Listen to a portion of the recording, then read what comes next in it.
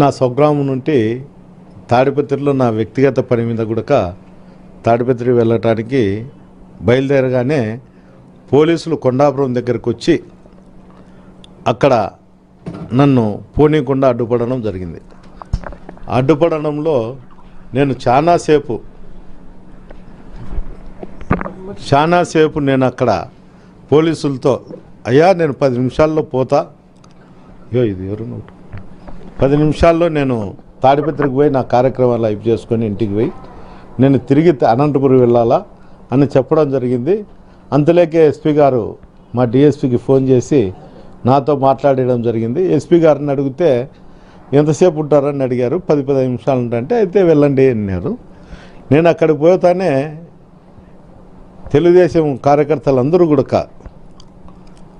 అందరూ ఫోన్లు చేసుకొని అందరూ కూడా అటుకి రావడం జరిగింది.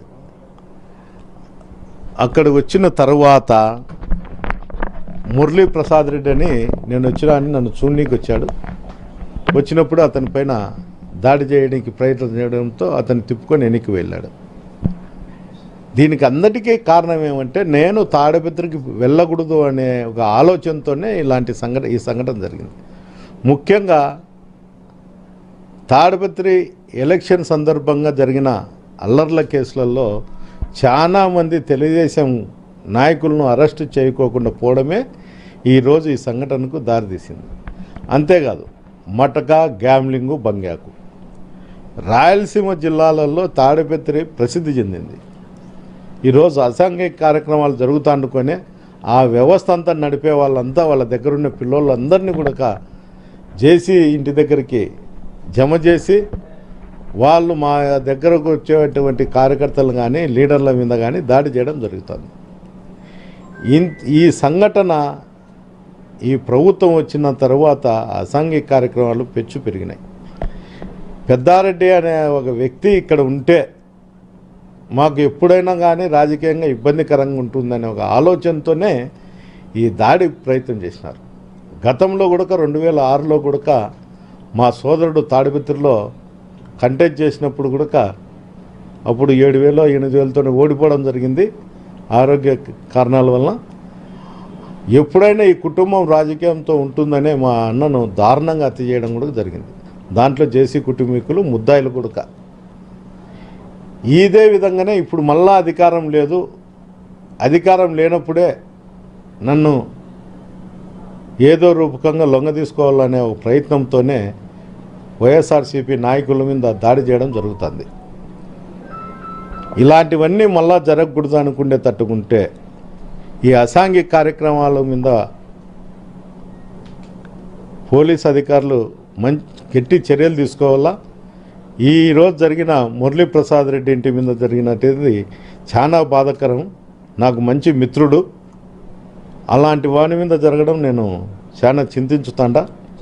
అంతేకాదు గతంలో కూడా అతని ఇంటి మీద జేసీ కుటుంబీకులే దాడి చేయడం జరిగింది. ఇట్లా ఒకరి ఇండ్ల మీద పోయి దాడి చేయడం అనేది చాలా నీచమైన సంస్కృతి. అతనేమో అతని ఇంటి మీదకో అతని మీదకో పోతే నేను వాని కథ చూస్తా, ఈ గడ్డంలో ఒక చరిత్ర ఉంది అని చెప్తారు. అంటే అందరికీ అందరి చరిత్ర అందరి దగ్గర కూడా ఉంటాయి. ప్రభాకర్ రెడ్డి గారు నీకు ఆరోగ్యం బాగాలేదు, రెస్ట్ తీసుకో తప్ప నన్ను తాడిపత్రికి పోకోకుండా చేయడానికి ఈ చిన్న గలాటలు చేస్తే పోలీస్ అధికారులు అరికడతారనే ఆలోచన నేను మనసులోంటి తప్పుకో. నేను ఖచ్చితంగా తాడిపత్రిలో వైఎస్ఆర్సీపీ నాయకులకు కార్యకర్తల కోసం నేను పనిచేస్తా. నా ఊపిరి ఉన్నంత వరకు తాడిపత్రిలోనే ఉంటా అని కూడా ఈ సందర్భం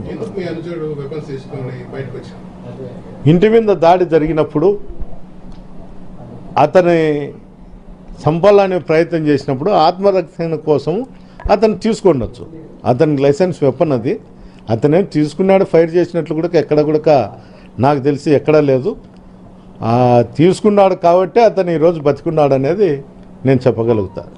ఏదేమైనా మురళీ ప్రసాద్ రెడ్డి కోసము మా కాన్షియన్స్లో ఉండేటువంటి వైఎస్ఆర్సీపీ నాయకులు కూడా తోడుంటాడని కూడా ఈ సందర్భంగా తెలియదు. మళ్ళీ వెళ్తా, నేను ఎస్పీ గారిని అడుగుతా, ఎస్పీ గారు పర్మిషన్ తీసుకొని నేను మళ్ళీ కూడా తాడిపత్రికి వెళ్తా.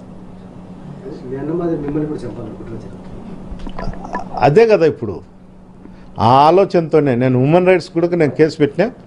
నేను హ్యూమన్ రైట్స్ పెట్టినప్పుడు కూడా ఇద్దరు నా దగ్గర మెసేజ్ కూడా వచ్చింది వాళ్ళకు